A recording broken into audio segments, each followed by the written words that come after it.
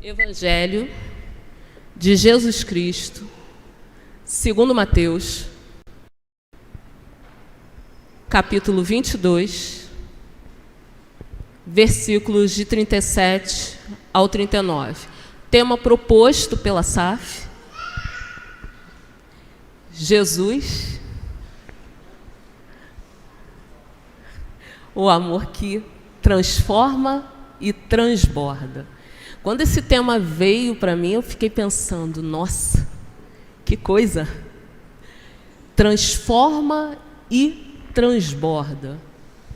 Como o amor de Deus pode tocar o nosso coração e transformar tudo aquilo que somos, tudo aquilo que cremos, tudo aquilo que desejamos, a ponto de nos tornar luz do mundo e sal da terra.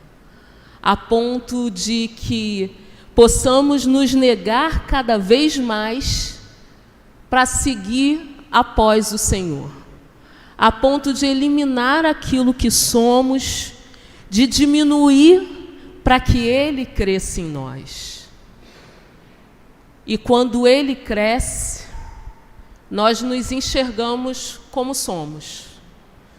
E como somos? Miseráveis, pecadores, alvos da graça, amados do Altíssimo, filhos de Deus. Essa percepção não é uma percepção fácil, não é uma trajetória tranquila, não foi uma trajetória tranquila quando o Senhor Jesus veio aqui. Se fez carne, habitou entre nós cheio de graça e de verdade, mas foi antagonizado, foi colocado em xeque muitas vezes e foi crucificado, morreu, ressuscitou para que tivéssemos vida. Essa porção do Evangelho nos aponta um momento de confronto do Senhor Jesus. Tinham ali os religiosos da época. Ele já havia falado aos saduceus e naquele momento os teólogos da época, os que pensavam na religião, resolvem confrontar o Senhor Jesus de uma maneira que ele ficasse, que ele pudesse ser, entre aspas, para eles, desmascarado. Diz a porção do Evangelho sobre a qual nos debruçamos. Respondeu-lhe Jesus: amarás o Senhor teu Deus de todo o teu coração, de toda a tua alma e de todo o teu entendimento. Este é o grande e primeiro mandamento. O segundo, semelhante a este, é amarás o teu próximo como a ti mesmo. Destes dois mandamentos dependem toda a lei e os profetas. O primeiro versículo diz assim: respondeu-lhe Jesus. Respondeu a quem? Respondeu aos mestres da lei, aos fariseus, os fariseus e os escribas da época, que queriam fazer uma armadilha para o Senhor. E como o Senhor Jesus respondeu? Como ele se portou naquele momento? Ele fez o que normalmente ele fazia.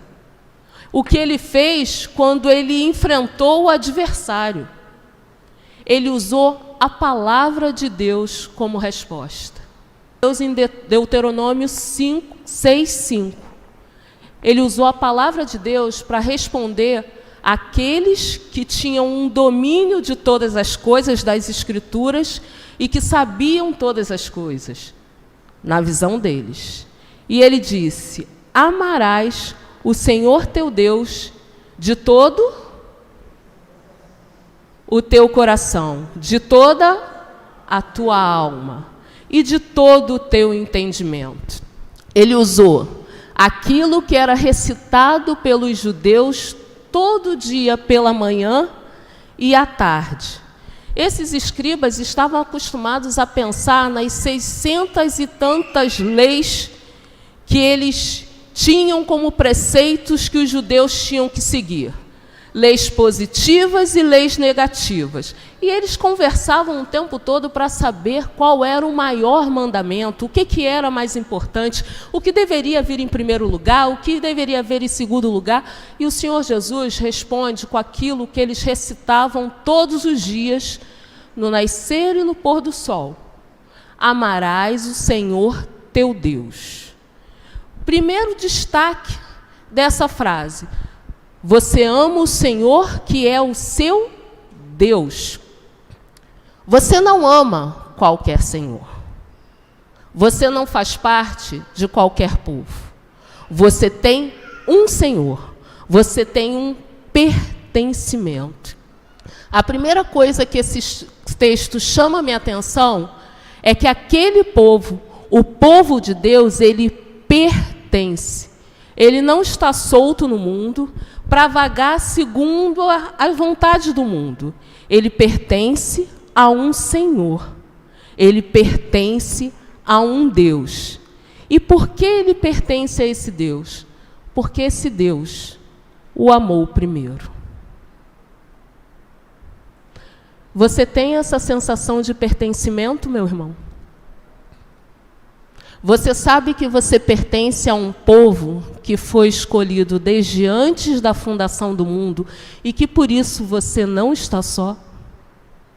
Que esse Deus te buscou, te escolheu lá na eternidade para que você fizesse parte desse povo e que, portanto, qualquer que seja o momento da sua caminhada, bom ou ruim, você jamais estará só.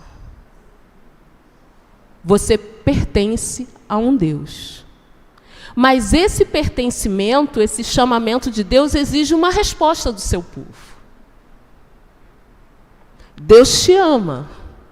E você precisa responder a Deus. De que forma o povo de Deus responde ao Senhor? Amarás o Senhor teu Deus de todo o teu coração. O coração aqui era o centro do intelecto, da razão, de toda a sua alma, centro da sua vontade, das suas emoções, de todo o seu entendimento ou força, como diz em Marcos, com todo o seu ser, com tudo o que você é, você deve amar a esse Deus. Com tudo que você é, você deve se comprometer. Primeira palavra, você pertence. Você é filho. Você foi chamado como povo de Deus. Segunda palavra, você se compromete. Não há caminhada cristã sem compromisso. Não há jornada no cristianismo sem um compromisso. Você se compromete com esse Deus. Se compromete em ser perfeito? Jamais seremos. Se o fôssemos, o Senhor Jesus não teria morrido na cruz do Calvário por nós. Com o que você se compromete? Você se compromete com o amor a Deus. Com a felicidade de se sentir bem-aventurado quando é humilde. Bem-aventurado nas tristezas, nas perseguições, nas guerras. Bem-aventurado quando chora, porque você não está só. Você se compromete em estar aos pés de Cristo, qualquer que seja o momento, qualquer que seja a tua trajetória. Você se compromete em ser frágil, porque quando frágil é que você é forte.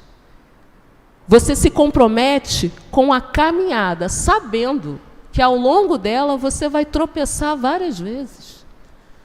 Você vai cair.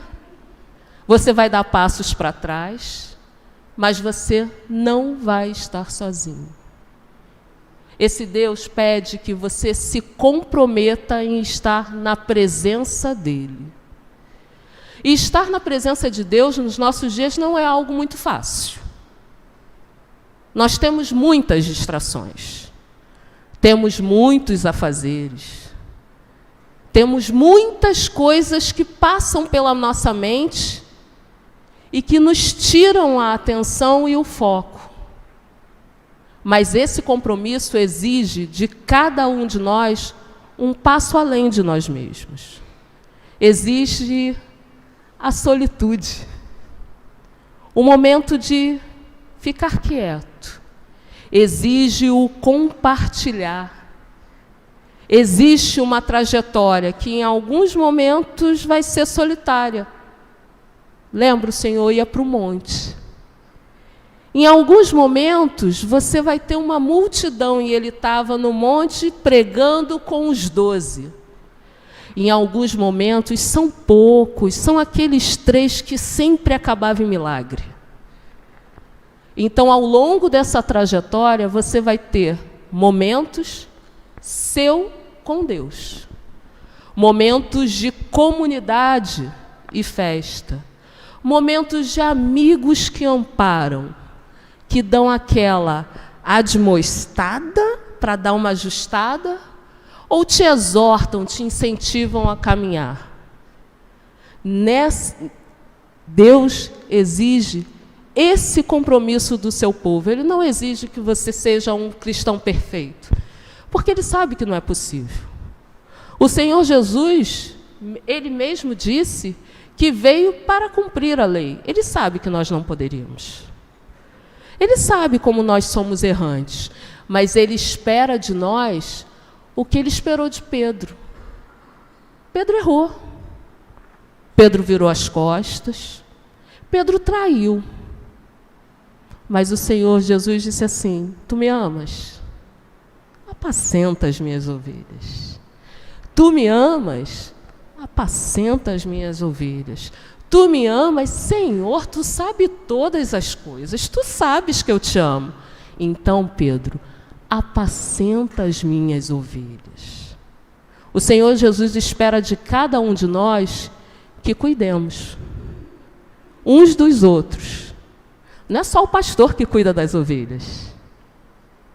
Cada um de nós cuida das ovelhas do Senhor. E vou dizer que a gente também cuida do pastor, que também é ovelha. Que às vezes a gente esquece. Eu costumo dizer lá na igreja que a gente acha que pastor não é ovelha, né? Pastor é ovelha, faz parte do rebanho. E muitas vezes a gente cuida do pastor, que é ovelha e que faz parte do rebanho, assim como a sua família. Então aqui, o segundo ponto é que o Senhor primeiro exige de nós o quê? Ele mostra para nós que nós pertencemos. Então, povo de Deus, você não está só, você pertence. Você tem uma família, você tem um Deus que te escolheu antes da fundação do mundo para que você estivesse aqui. Você não está só, você pertence. Segundo momento, Deus requer compromisso. Que compromisso é esse? Não é o compromisso de ser perfeito, é o compromisso de estar na presença dEle, de desfrutar dEle, de ter prazer nele, de odiar o pecado, porque o pecado te afasta dEle. Você sabe que vai pecar, todos nós sabemos, mas isso não nos traz alegria. Pertencendo, se comprometendo, você precisa obedecer. Aquele que me obedece é o que me ama. E aí nós vamos para o outro mandamento, que é semelhante a este: amarás o teu próximo como a ti mesmo. Você não ama mais a você, você não ama mais o próximo. Você já sabe quem você é. Você é miserável, pecador, alvo da graça. Como você olha para o outro a partir daí? Você olha para o outro como: nossa, que miserável pecador. Esse aí merece o inferno. Ou você olha para o outro com misericórdia com a mesma misericórdia que Deus olhou para você. Você olha para você mesmo com misericórdia, porque é amar ao próximo como a ti mesmo. Às vezes nós temos esse distúrbio, né? A gente olha, tem misericórdia e se compadece do outro, mas é extremamente cruel consigo mesmo. É extremamente cruel com aquilo que vai em você. Você olha para você com misericórdia? Com a mesma misericórdia que o Senhor Jesus olhou na cruz do Calvário e disse: Pai, perdoa-os, porque eles não sabem o que fazem. Você olha para você, se identifica como um miserável pecador, aquele que erra quando queria acertar, porque o bem que eu quero fazer eu não faço, mas o mal que abomino, esse eu pratico? Quando você se desvia do caminho, o teu coração se enche de misericórdia por você? Você se coloca na presença de Deus, dizendo: Senhor, me perdoa, eu errei. E com sinceridade e arrependimento, você recebe a bênção do perdão. Porque Ele morreu na cruz para que fôssemos perdoados, para que não fôssemos mais escravos do pecado. Se Ele morreu para perdoar os meus pecados, eu não tenho o direito de não me perdoar. Eu não posso não me perdoar. Eu olho para o próximo com misericórdia, eu perdoo 70 vezes 7, eu ando mais uma milha com o outro, mas eu também preciso fazer isso comigo. A caminhada cristã é uma caminhada de muitas cobranças, externas e internas. É uma caminhada de muitas lutas, algumas vitórias e muitos fracassos. A história da igreja mostra isso. Os discípulos foram vitoriosos à luz do Evangelho, mas à luz do mundo, eles foram derrotados.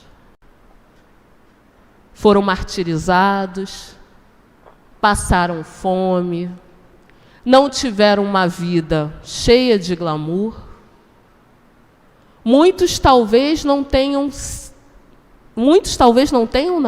muitos não souberam o impacto daquilo que eles fizeram para o mundo. Não puderam ver isso. Mas foram homens que se comprometeram, que sabiam quem eram, que sabiam quem era o Deus que eles professavam, que olhavam para o Senhor Jesus e, vamos falar claramente, não foi tão rápido assim, né? Viveram 3 anos no intensivão com o Senhor Jesus e não chegaram ao pleno conhecimento ou discernimento de quem Ele era. Tiveram que caminhar mais um pouco para que pudessem saber quem o Senhor Jesus verdadeiramente era e se comprometer fielmente. Você acha que você, ao longo da sua caminhada, você já descobriu tudo o que o Senhor tinha para te mostrar? Ao longo dessa caminhada, você vai descobrir o teu relacionamento com Jesus. Você vai aprofundar o seu relacionamento com Jesus. Através dessa caminhada, e é uma caminhada de passos curtos e uma jornada longa, você vai, aos poucos, através do relacionamento.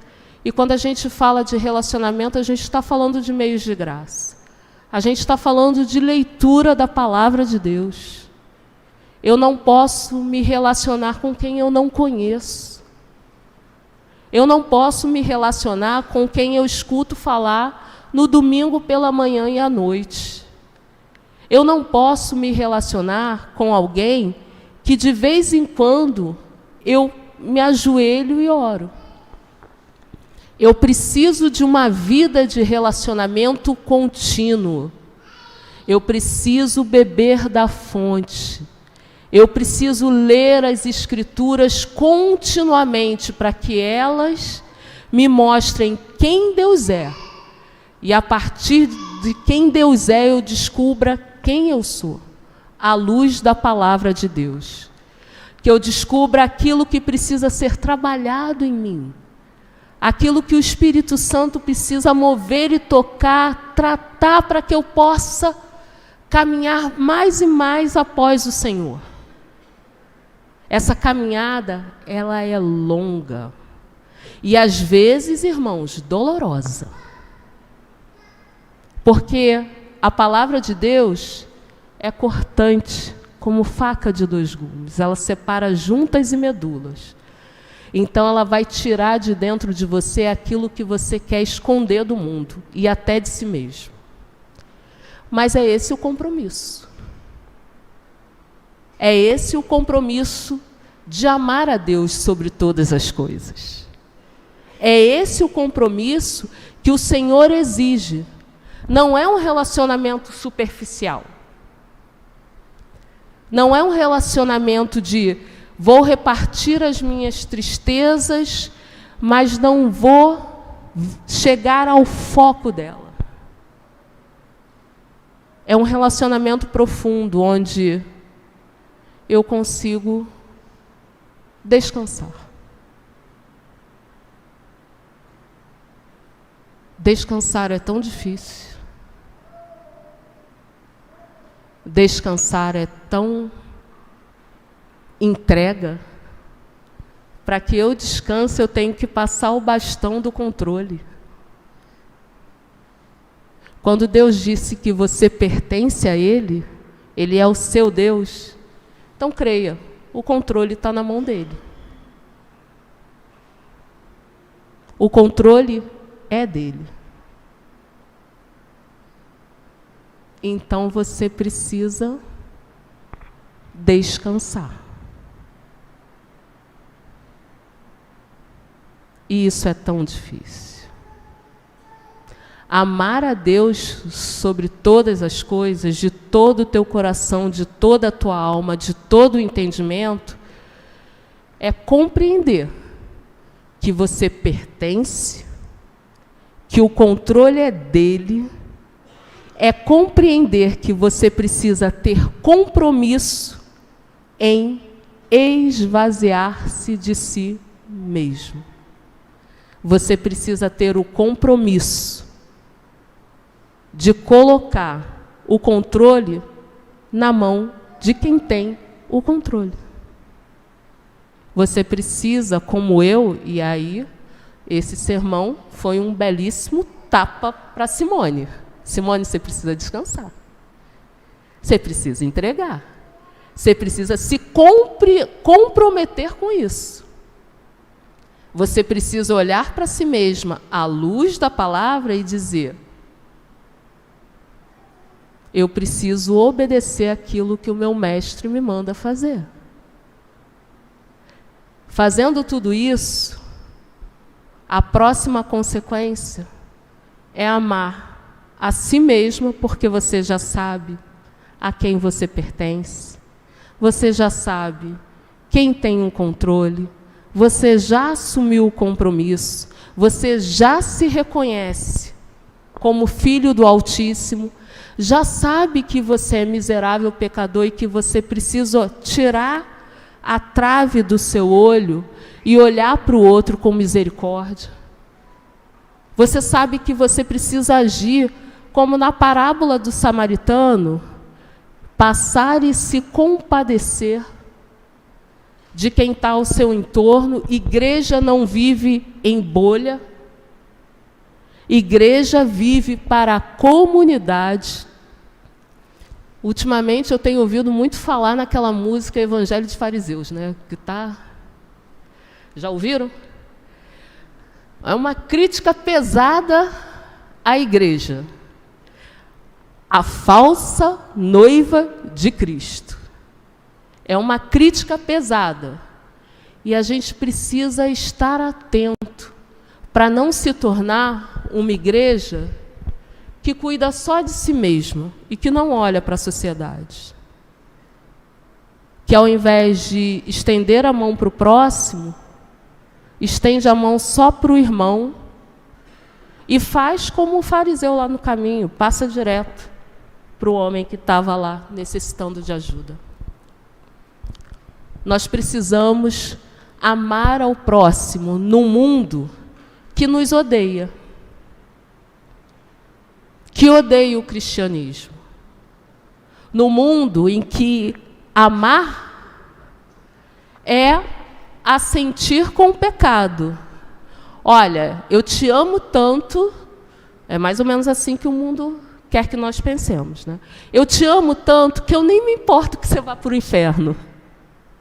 Eu nem me importo que você continue praticando o pecado e não se arrependa. Eu nem me importo, eu nem prego Jesus para você, porque se eu pregar Jesus para você, vai contra as suas ideologias e você pode se sentir mal. Isso não é amor. Isso não é compromisso. O amor que é compromissado com o Senhor, ele leva Cristo às pessoas. Ele fala da justiça de Deus. Ele fala do pecado. E ele diz que o inferno é real. O amor real não quer que as pessoas vão para o inferno. O amor real fala de Cristo tal qual ele está escrito nas Escrituras, tal qual ele se revelou, com poder, graça e misericórdia, que diz que você é pecador, mas ele pagou o preço na cruz do Calvário para que você não fosse escravo do pecado. Você vai continuar pecando? Vai sim.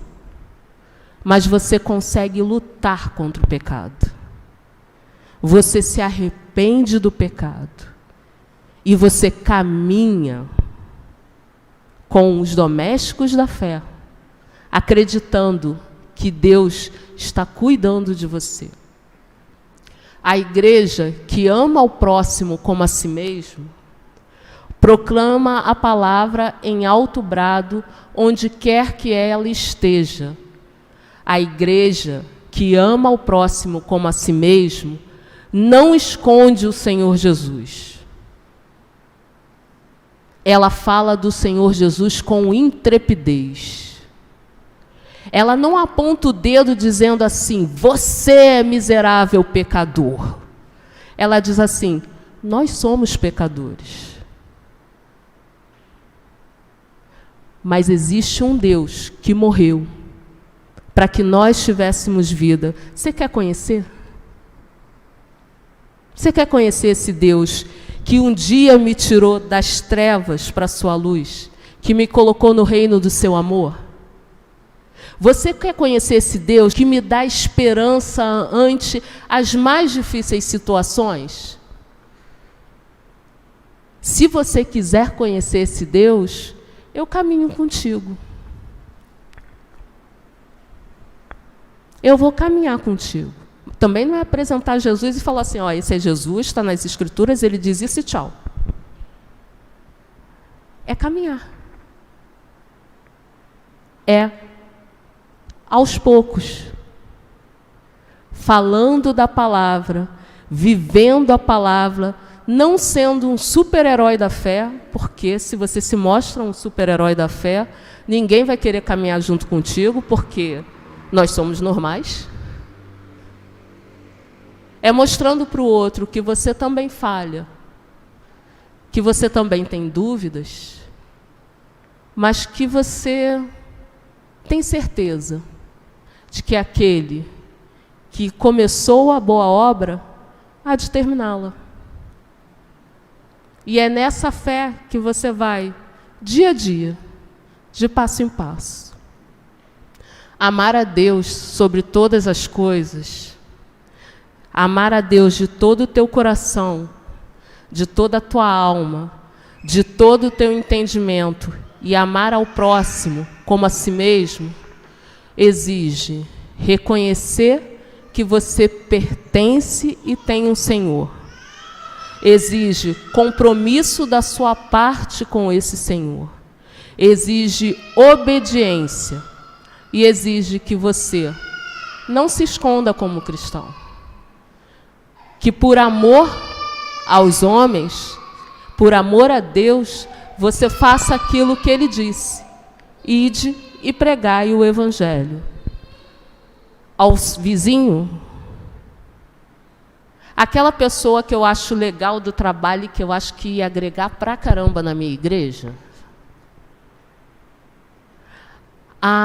Talvez aquele comerciante ali. Há um amigo muito querido, ao familiar que ainda não converteu. Ide e pregai o Evangelho a toda criatura. Então é pregai o Evangelho àquele que é meu inimigo e o Senhor me chama para odiar. Mateus é maravilhoso, né? Porque o Senhor Jesus ajusta tudo. Então, disseram assim, ame, é para você amar aquele que te ama? Não, é para você amar o teu inimigo. Não é amar os teus amigos e odiar os inimigos. Não, você vai amar o inimigo. Amar o inimigo é amar em ações. Ações reais. De oração por ele. Levar o Evangelho para ele. Estar disponível se ele for caminhar contigo. Então eu preciso amar o inimigo. Ele é alvo da graça comum, o sol nasce para justos e não justos, e injustos. Quem sou eu? Então eu tenho que amar o meu inimigo. Eu tenho que perdoar infinitas vezes. Olha que é uma dificuldade ainda hoje, tá? O Júnior fica ali discipulando. A gente vai caminhando, mas perdão é um negócio, né? E a gente vai caminhando. Então, o compromisso de obedecer a palavra não é obedecer naquilo que é fácil. É obedecer naquilo que corta a minha carne, é obedecer integralmente. É saber que eu vou ter dificuldade para obedecer, sim. Vou. Mas que eu vou me colocar aos pés do Senhor para que o Santo Espírito trabalhe em mim. Nesses 64 anos da SAF, creio que essas mulheres todas que fizeram parte dessa trajetória viveram uma caminhada em que elas passaram por todas essas etapas de conhecimento, de esfriamento, de operosidade. A gente espera que os próximos 64 anos sejam de mais conhecimento e discipulado. Para que esses bancos não estejam, como nós vemos hoje, algumas partes vazias. Para que mais pessoas sejam alcançadas pela graça. Porque amar o próximo como a ti mesmo é querer que ele esteja na presença de Jesus tal qual nós estamos. É querer que ele se sinta pertencendo a um Deus que é soberano sobre todas as coisas. É querer que nos momentos de dificuldade e dúvida, ele saiba que ele jamais vai estar só, porque o Senhor prometeu que estaria com eles, conosco, até a consumação dos séculos. É compreender que a nossa esperança não está aqui. Esse mundo é mau. A nossa esperança está para além desse mundo. Mas não é porque o mundo é mau que eu não vou exercer com ele a misericórdia que o Senhor teve para comigo. É entender que igreja é uma comunidade de pessoas muito doentes. Pessoas com muitas dificuldades. Porque ele não veio para os justos, ele veio para aqueles que têm problema. Ele não veio para os sãos, ele veio para os doentes. E nós precisamos nos render a Cristo. Jesus é o amor que transforma e transborda, então que Ele transforme o nosso coração dia a dia, que nós possamos estar na presença dEle todos os dias, com intencionalidade, que nós reconhecemos que sem Ele nós nada somos, que possamos reconhecer que dEle, para Ele, por meio dEle são todas as coisas. Não há vida longe de Cristo. E se eu reconheço que não há vida longe de Cristo, tudo o que eu quero é que outras pessoas tenham vida como eu tive. Então, o meu olhar de amor ao próximo vai ser o olhar com que Cristo olhou para mim. Um dia, lá na eternidade, Ele me escolheu. Um dia, aqui, nessa terra, o Espírito Santo me tocou, mas para que isso acontecesse, Ele usou uma pessoa. Então, o meu desejo para os próximos 100 anos da SAF é que vocês sejam essa pessoa, usada por Deus, para tocar outras pessoas, para mostrar o Evangelho de Jesus Cristo, para que elas aprendam a amar a Deus sobre todas as coisas, a amar a Deus de toda a tua alma, de todo o teu coração, de todo o teu entendimento, e amar ao próximo como a si mesmo. Que o Senhor nos abençoe e nos guarde.